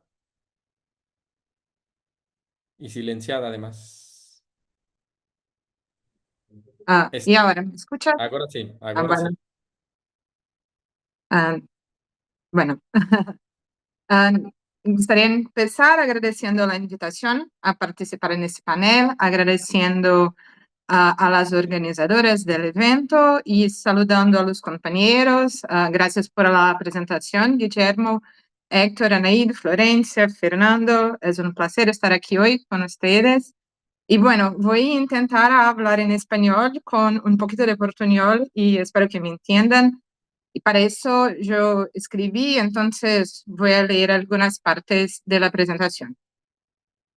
Creo que para hablar de los aportes teóricos y conceptuales en la antropología del derecho desde Brasil, hay 3 puntos que son importantes para comprender el sistema de justicia brasileño y también las representaciones acerca del derecho acá. Entonces, mi objetivo hoy es hablar de estos puntos, dialogando a modo de ilustración con algunas cuestiones relacionadas con la investigación que realicé para mi tesis doctoral. El primer punto se refiere a la desigualdad jurídica.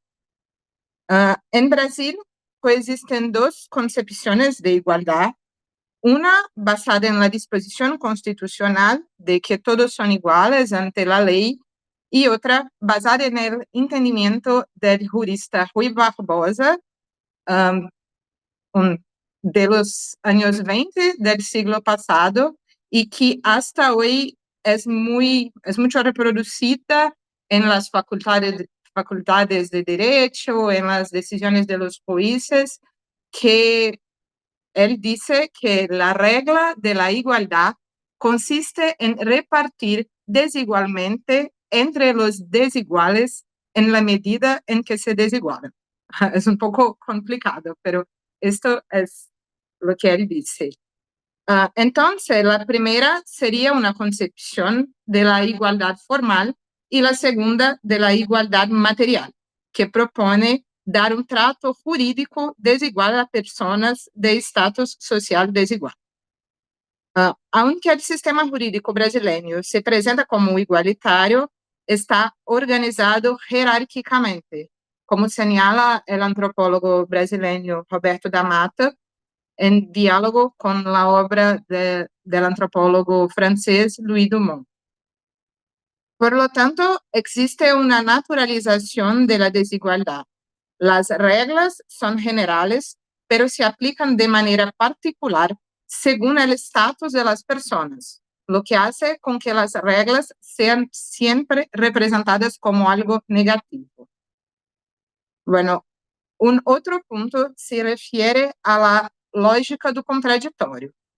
Yo no voy a traducir porque creo que es una categoría nativa. No sé si hay algo que significa la misma cosa en otros países. Entonces, las cosas que entiendo que son categorías nativas, yo voy a hablar en portugués.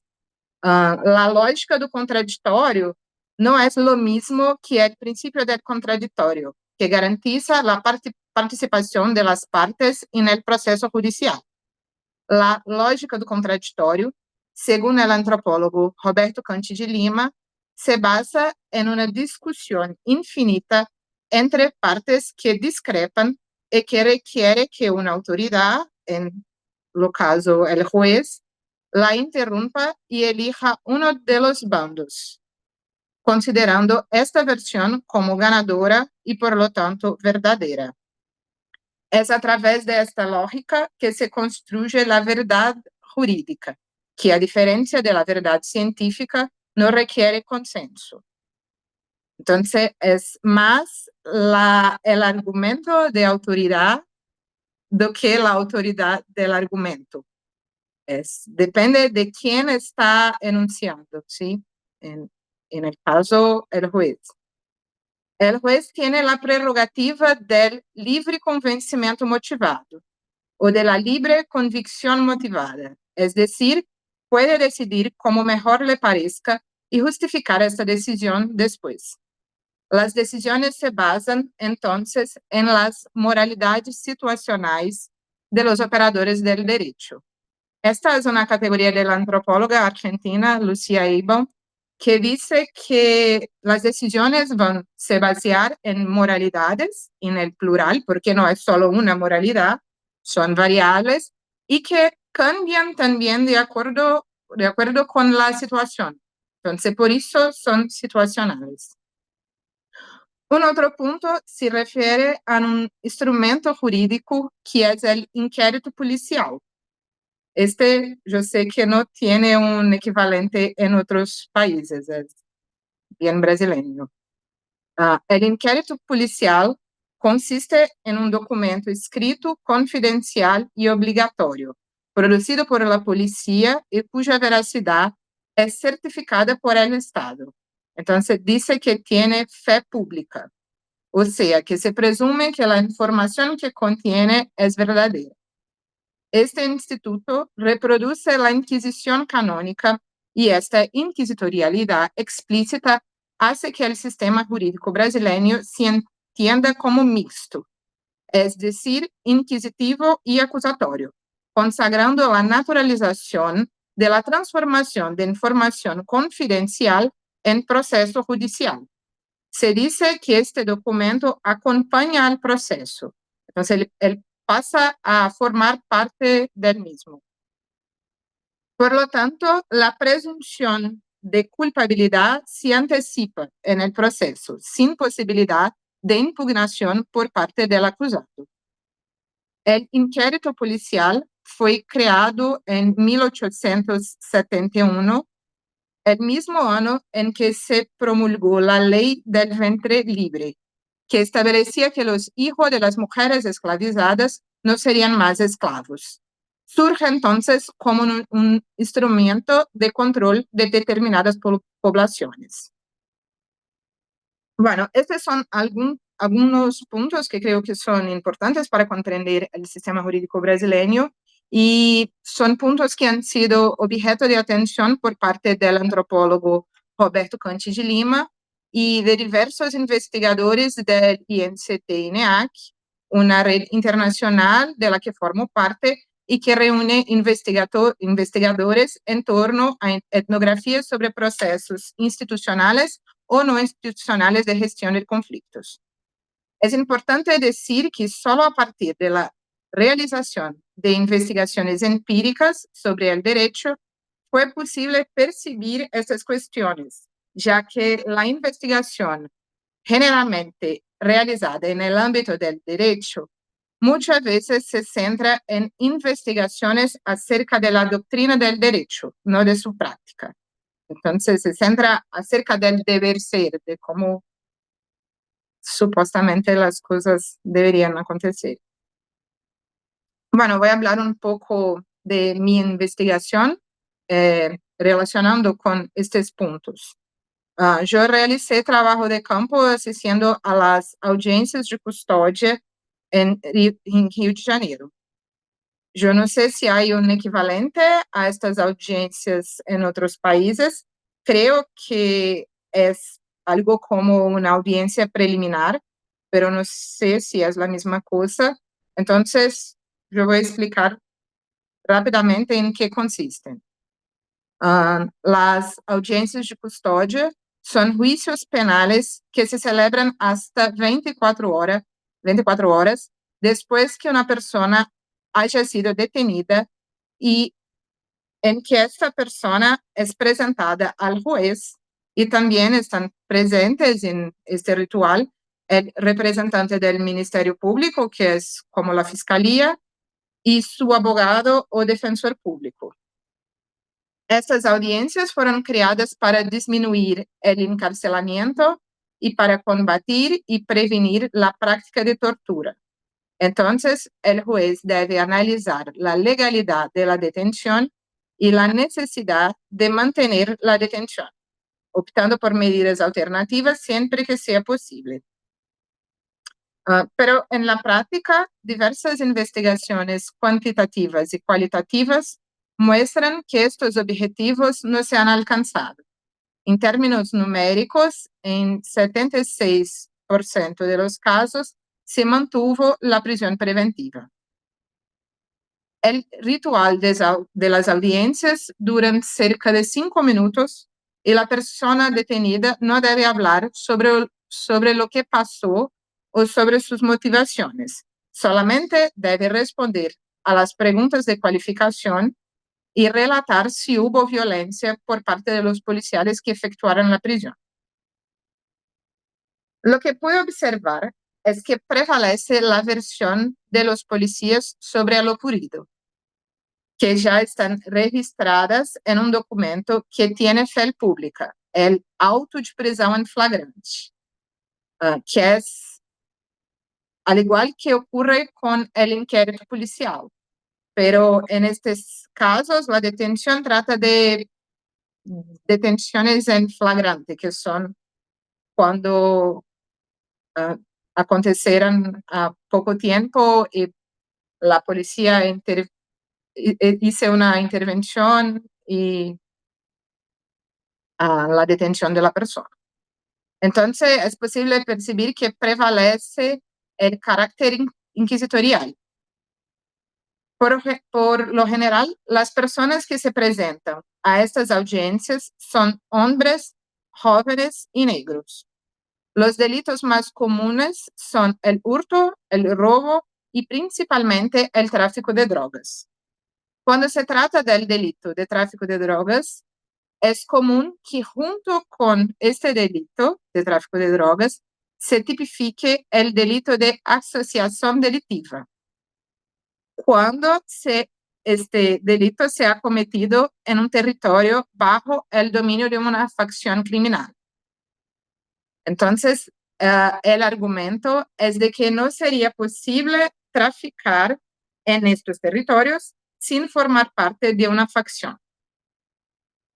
Es posible observar entonces una criminalización de determinados territorios y también la selectividad penal, que se relaciona a desigualdad jurídica una vez que a estas personas no son asegurados los mismos derechos que a otros grupos sociales. Por estos motivos, es difícil también hacer la prevención y el combate a la tortura. En los casos en que las personas detenidas relatan ter sufrido agresiones por parte de los policiales, y muchas veces las lesiones eran visibles, los operadores del derecho, principalmente el juez, no consideraban la prisión ilegal, la detención ilegal, aunque de acuerdo con la ley debería ser considerada ilegal y por lo tanto ser concedida la libertad a la persona detenida. Eso se pasa porque el juez no cree en los relatos presentados y por considerar que aquellas personas no merecen ser consideradas víctimas. Entonces, hay todo un juicio moral sobre quién merece o no ser víctima. Yo busco pensar, por lo tanto, estos juicios penales como rituales de reconocimiento, porque en la práctica las decisiones judiciales se toman con base en las moralidades de los operadores del derecho, teniendo en cuenta el estatus de las personas, si pueden ser consideradas o no una amenaza para el orden. Y esta es la justificativa común para mantener la detención. Que son una amenaza al orden o que si no se quedan detenidas van a perjudicar la investigación, la instrucción criminal. Entonces, esto es más considerado do que el delito que supuestamente han cometido, siendo útiles entonces estos rituales para hacer una separación jerárquica entre las personas y no para garantizar los derechos supuestamente universales de forma universal.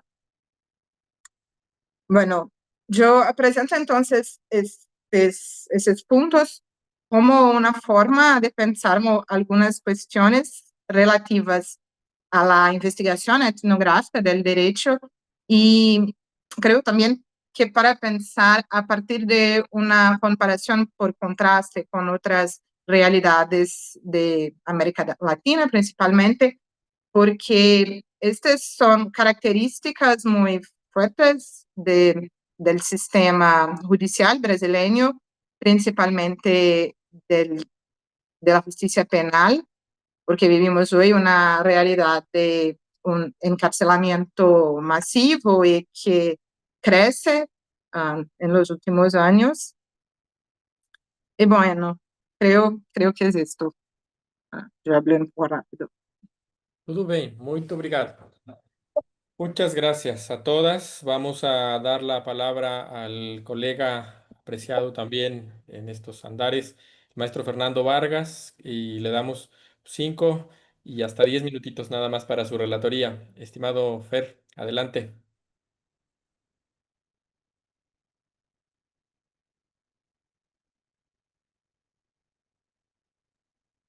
Está silenciado, Fer. Se me hace que es tu audífono. No, no,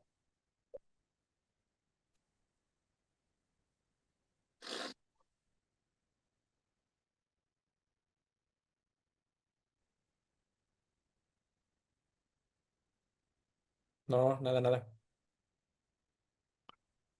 ¿Ya me escuchan? Ahora sí. Ah, bien, me quité los audífonos mejor.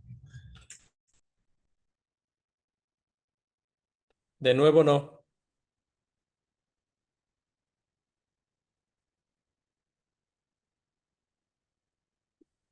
No,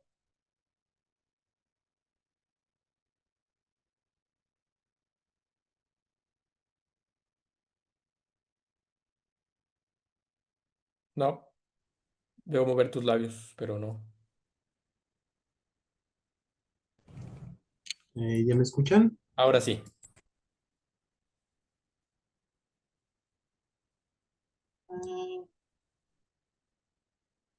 ¿Ya, verdad? Sí, adelante. Perfecto. Ah, se movió solo. Bueno, bueno, antes que nada agradezco mucho las intervenciones de todas y todos los ponentes. Yo quisiera señalar como algunas líneas generales que considero que son transversales a todas sus participaciones y aquí y colocar algunas preguntas específicas de cada una de sus participaciones. En principio quisiera señalar eh, el primer eje general que considero que eh, todas las presentaciones manifiestan la pluralidad de enfoques, justo evidencian una de las fortalezas principales del Foro Latinoamericano y del mismo Seminario Permanente, que es cómo se ha aperturado el campo de la antropología del derecho hacia otros horizontes que también, y como bien lo dijo la doctora Anaid Sierra, visibilizan una apertura de enfoques, de formas de registro etnográfico y de perspectivas analíticas. Un segundo eje que quisiera resaltar también es que siempre está presente una relación entre derecho y Estado. Y no solamente derecho estatal, sino con su relación o sus relaciones asimétricas con otras formas de derecho, que bueno, usualmente los relacionamos con los pueblos indígenas, pero aquí observamos también que se intersectan otros actores, como por ejemplo las juventudes. Y finalmente, señalar las limitaciones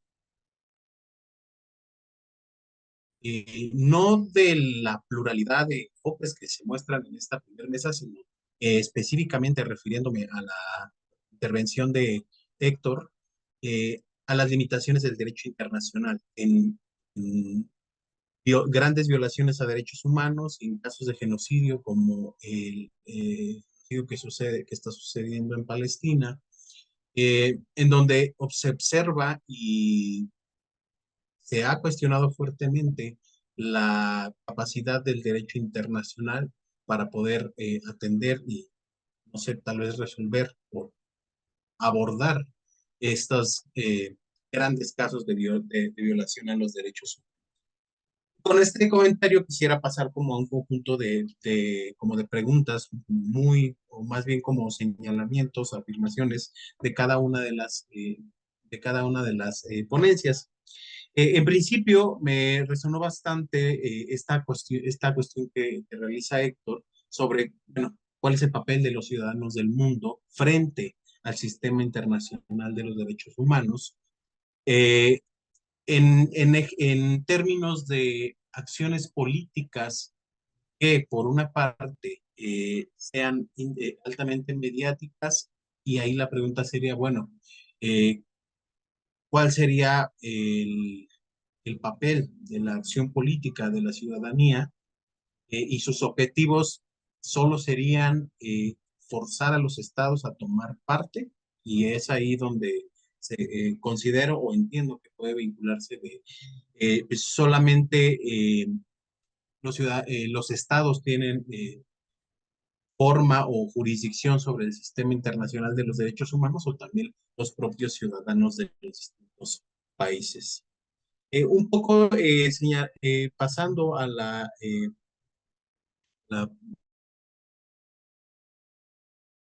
ponencia de la doctora Anaid Sierra, hay dos cuestiones que me gustaría resaltar. El principio, y un poco regresando a la primera línea general que mencioné, señalar que los diversos espacios geográficos y sus problemáticas específicas han delineado y considero que han sido una de las principales materias o sustancias para poder pluralizar los enfoques sobre la antropología del derecho. Sin embargo, a mí me gustaría como señalar un poco y reflexionar cómo poder conjuntar o cómo poder hablar no solamente de pluralidad de enfoques e investigación desde la antropología jurídica, sino también la diversidad de formas de incidencia. Yo considero que la antropología jurídica específicamente, sin excluir a otras disciplinas de la antropología, tiene un fuerte carácter no solamente de incidencia, sino también de compromiso, de colaboración y de militancia.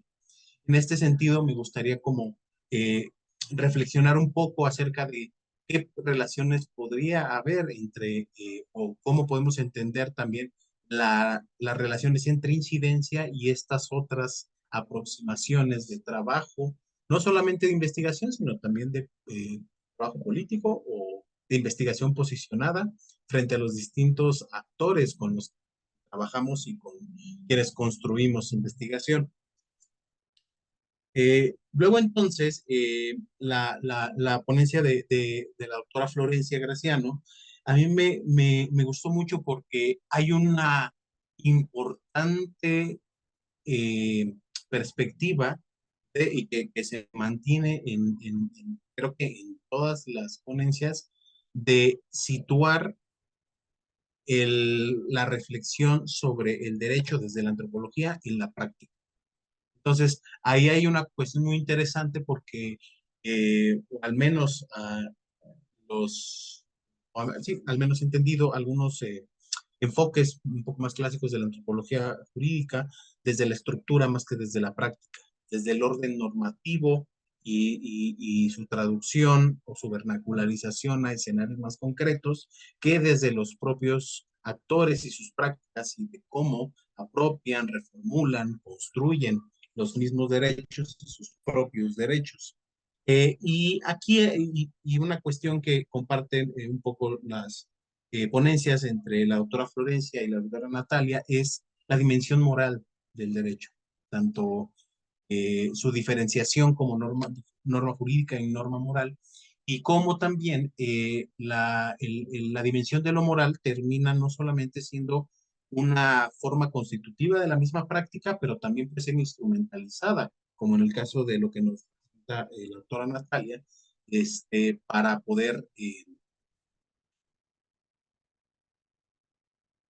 sí, pues como bien lo expuso, instrumentalizar los procesos judiciales a partir de estos otros artefactos que nos muestran como el informe policial. Bueno, así lo traduzco porque no categoría en portugués.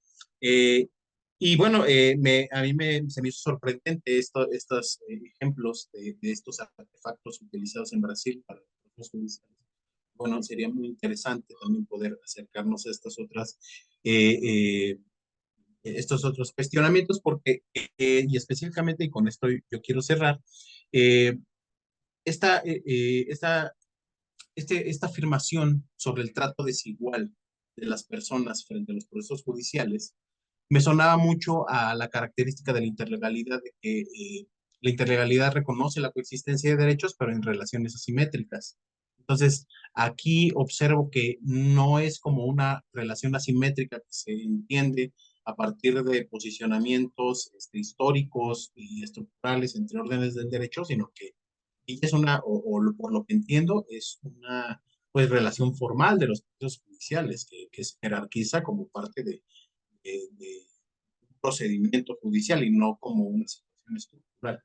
Entonces, pues estas son algunas impresiones que pude aquí tomar en la relatoría. Agradezco nuevamente al doctor Guillermo, a las ponentes por sus intervenciones. Sería todo. Oh, muy Gracias. valiosa la reflexión que nos provocas, que nos propones con las distintas y variadas intervenciones que asistimos hoy. Vamos a aprovechar los minutitos que nos quedan. Yo creo que tres preguntas que alcancemos, les pido que sean breves. Si es que las hay, pueden anotarlas en el chat o pedir también la intervención a través del audio, para lo cual, insisto, les pediría que sean breves. Hay una en el chat, ya la considero aquí, que fue una intervención que hacía una precisión sobre la reflexión de la colega Natalia, del público. Hugo Oscar Granja precisa que hay. En el caso del sistema de justicia penal en México, es correspondiente a la audiencia inicial. Ah, ya se me movió aquí. Ah, es que justo llegó otra. Ah, del mismo Hugo. ¿Quieres que te abra el micrófono, Hugo, para que las hagas las dos intervenciones conjuntas? Vamos a ver. Porque tiene dos.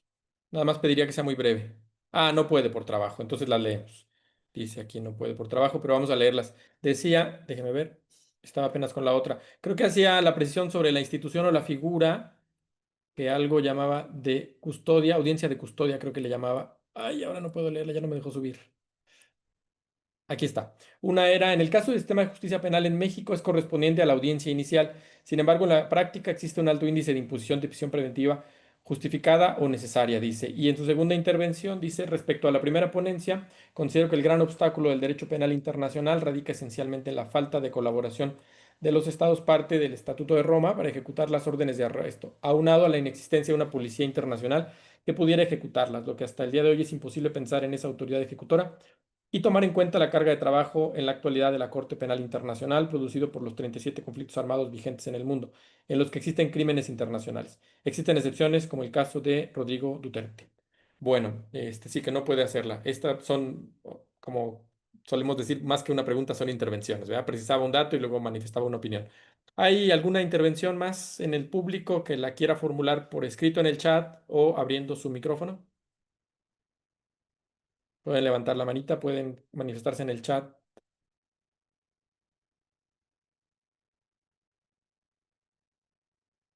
Parece que no.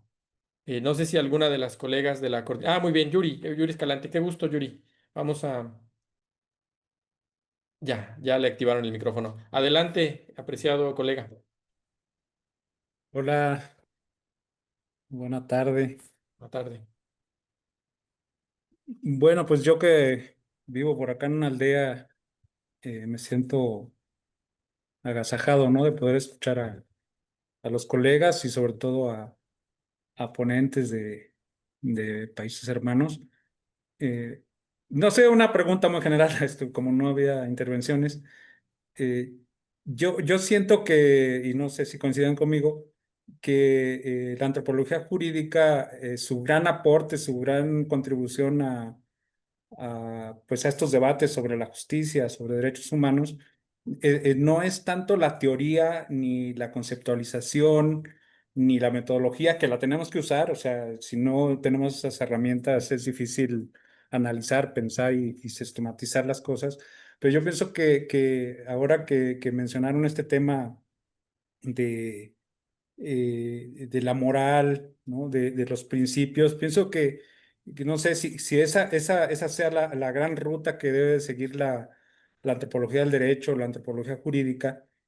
O sea, en el sentido de que yo, también cruzando todas las ponencias, creo que el papel principal que hemos hecho en nuestras investigaciones es lo que decían desde la mañana, ¿no? Desnaturalizar, desfechetizar, incluso deconstruir los sistemas de justicia y evidenciar que no son estos sistemas de normas, estas instituciones y estas autoridades que actúan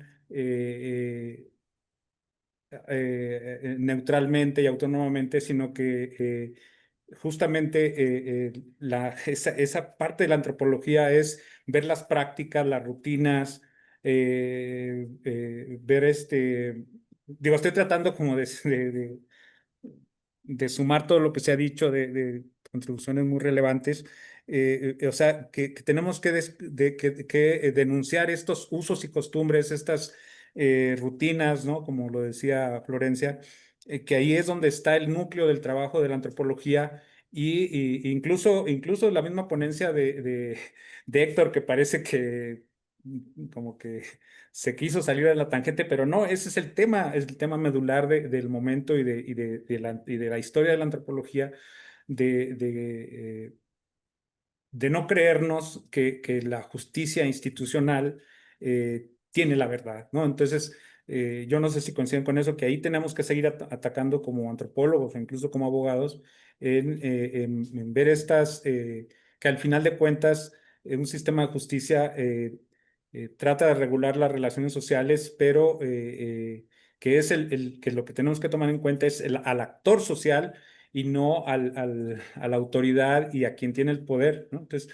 creo que por ahí confluyen muchas de las participaciones y bueno, para no, también no tomar mucho tiempo, pues muy encantado, ¿no? de escuchar las participaciones. Gracias. Muchas gracias, Yuri. No era para nadie propiamente, era una observación general también, ¿verdad? O era para Héctor, sobre todo, por la última, No, no, para quien quiera. para el panel. ¿Alguien quiere reaccionar sobre lo que nos dice Yuri?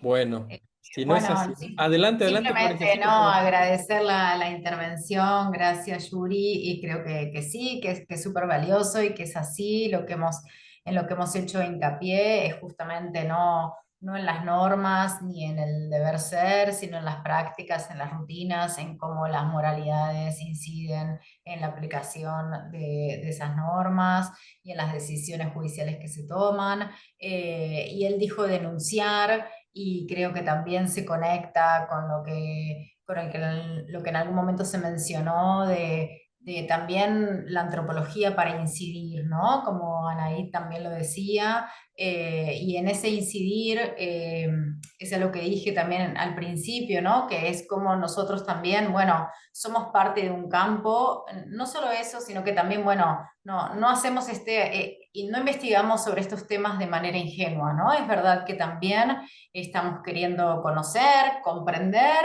y también incidir. Estoy de acuerdo. Eso simplemente. Muchas gracias, colega. Anaí, también, por favor, adelante. Y después Héctor. Hola, pues muy buenas tardes de nuevo. Aprovecho un poco la intervención también para comentar algo que también decía Fernando por ahí, ¿no? Que tiene que ver justo con esta discusión sobre la incidencia social o digámoslo así, la aplicabilidad práctica de lo que se produce como conocimiento desde la perspectiva antropológica del derecho. Y bueno, Fernando preguntaba algo bien interesante que yo mencionaba que hay ciertos contextos sociopolíticos que marcaron de alguna manera la dirección que tomó este campo de estudio en diferentes países, ¿no? Pero no es solamente eso, sino que creo que eso lo que revela es que ciertas agendas de organismos civiles, de grupos sociales, incidió justo en el desarrollo de este campo de estudio. No, o sea, desde mi punto de vista, creo que no hay antropología jurídica que sea meramente florero, al menos en la actualidad, ¿no? Quizá en otros momentos y demás, pero ahorita yo creo que no es así, o al menos los colegas que nos conocemos y que hemos trabajado de cerca, pues sabemos que esto no es así. Y bueno, las formas de incidencia pueden ser muy variadas, o sea, creo que no hay tampoco una sola manera de concebir cuál es esta aplicación. En algunos casos, pues sí ha servido para incidir directamente en reformas legales, ¿no? Que tiene que ver con el acceso a la justicia de diversos grupos sociales o la denuncia de ciertas violaciones estatales en el sistema policial o en el sistema judicial y carcelario y demás, ¿no? Pero creo yo que sí hay diferentes maneras de incidir también. O sea, otra que también creo que no se ha considerado mucho y que sería bueno que hiciéramos algún trabajo conjunto sobre ello, es cómo incide también el hecho de difundir el conocimiento antropológico, las herramientas que tiene la antropología en la formación temprana de los operadores de justicia, ¿no? Porque bueno, también parte de mi trayectoria, que no ha sido nada más trabajar como en instituciones y demás, sino como docente, básicamente yo le he dado más clases a abogados que a antropólogos. Y ha sido una experiencia muy interesante porque ahí se empiezan a cuestionar todas estas cosas, ¿no? Cosas que de hecho deberían saber, ¿no? Sobre la pluralidad social y demás que no les dan en las aulas y que justo el trabajo que nosotros hacemos es muy valioso para poder generar eso desde esa formación temprana, ¿no? Y evitar posteriormente que se sigan cometiendo como esas violencias. Bueno, eso es muy idílico, pero creo yo que sí influye, ¿no? Sí tiene un impacto importante en ese aspecto. Y bueno, hasta ahí dejaría como el comentario. Muchas gracias, Anaid. Héctor, para finalizar. Pues nada más para retomar un poquito los comentarios, porque sí me parece importante que el análisis de las instituciones y de las normas y demás se vea complementado, sí, con el análisis de los sujetos y su forma de vivir el derecho o de incidir en el derecho, pues, ¿no? Y sí implica de alguna forma también el regreso a considerar el papel de la moral, pues, pero también el concepto de costumbre que se volvió conflictivo, pues, ¿no? Por esta idea de que de alguna forma denigra los mecanismos de resolución de conflictos de los pueblos indígenas. Y yo digo que no, que el problema de llamarle sistema de derecho es suponer de todas formas que el sistema de derecho tiene cierta superioridad sobre otros mecanismos, pues, ¿no? Y pues hay que rescatar esos otros mecanismos, incluidos los mecanismos de participación social. Por eso creo que cuando hablamos de el movimiento internacional de boicot y contra el Estado de Israel, estamos hablando de la sociedad civil del planeta organizada, ¿no? Cada vez más, sí, se ha tardado mucho, ¿no? Pasó mucho tiempo. Incluso en México, pues igual, pues, ¿no? Es decir, los que íbamos a las marchas al principio éramos un puñadito.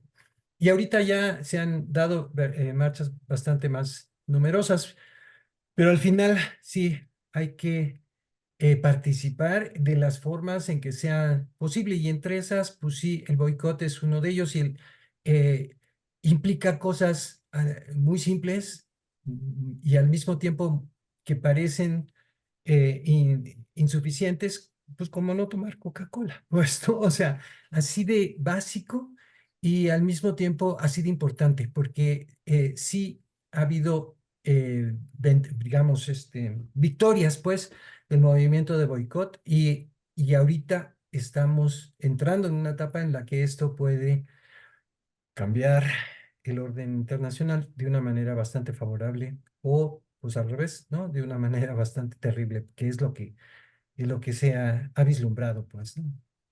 Gracias, ¿no? Bueno, estoy seguro que la Ah, charla, la discusión. Adelante, adelante, compadre. Natalia. sí, es que no sé dónde puedo levantar la mano. Aquí me gustaría hablar también, agradecer a las intervenciones, las preguntas y creo que, no sé, Hugo, que dijiste acerca de las audiencias en México. Sí, creo que es similar. Las audiencias acá en Brasil fueron creadas para responder a tratados internacionales, pero lo que pasa es que la forma como ocurren no es como fueron previstas.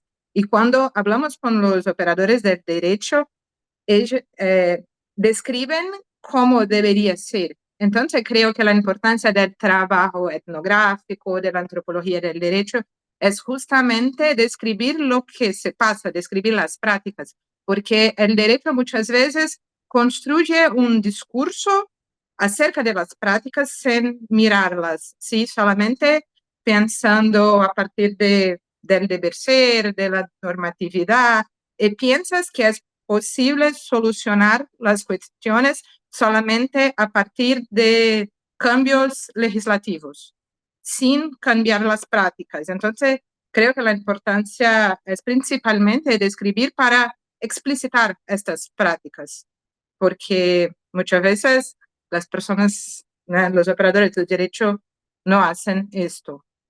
Entonces, creo que es esto. Gracias. Obrigado. Gracias a ti y gracias a todas y a todos. Ha sido realmente un placer escucharles y mantener viva esta red que con tantos esfuerzos quiero aprovechar de nuevo para felicitar. No quiero dejar fuera a nadie, pero evidentemente pues la colega Irene con sus esfuerzos durante muchos años para vincular esta red. Por supuesto, Héctor que al inicio también participó desde el inicio, quiero decir. Eventualmente pues ya todas las que están aquí, Jackie, Anaid, Mónica, en fin, no quiero dejar fuera a nadie, pero es un esfuerzo realmente colectivo que efectivamente se expandió después de esta iniciativa, cuando menos Argentina-Brasil, y aquí se ve reflejado también esa presencia. Entonces, de nuevo, muchas gracias, buenas noches y de nuevo felicitaciones al SPAT y al FLAT, a Jackie que aquí se asomó también, que ya me faltaba mencionarla, también fundadora y precursora. De nuevo, felicidades al SPAT, al FLAT y a todas las colegas y las personas que se han incorporado y trabajado en este tema. Buenas noches, buena noche y hasta pronto.